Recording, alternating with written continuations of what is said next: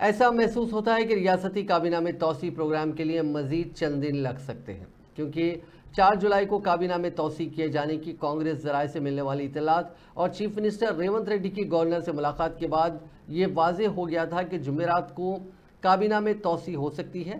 तहम चारशंबे को chief minister Revanth Reddy के दौरे दिल्ली से ये वाजे हो गया कि फिलफौर काबीना में तौसी का कोई प्रोग्राम नहीं है।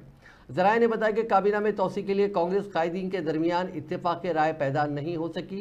कायदीन के दरमियान इत्तेफाक राय पैदा होने के बाद ही काबीना में तौसी के इम्कानात हैं। जराये ने बताया कि चीफ मिनिस्टर रेवंत रेड्डी दिल्ली में पार्टी के कौमी सदर मल्लिकार्जुन खड़गे से मुलाकात करते हुए काबीना में तौसी और पीसीसी के नए सदर के इंतखाब के सिलसिले में बातचीत करेंगे। इस बातचीत के बाद काबीना में तौसी के इम्कानात हैं। इसके लिए मजीद एक हफ्ता भी लग सकता है।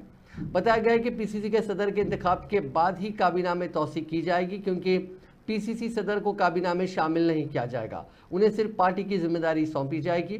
फिलवक्त काबीना में 6 अरकान को शामिल कर सकते हैं, लेकिन सिर्फ 4 अरकान को काबीना में शामिल करने का मंसूबा है। बताया गया कि आइंदा 6 महीने में मजीद 2 अरकान को काबीना में शामिल किया जा सकता है।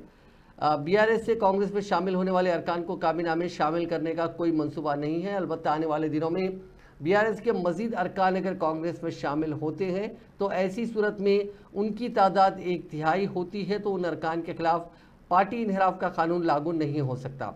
ऐसी सूरत हाल में उन अरकान में से किसी 2 को काबीना में शामिल किया जा सकता है।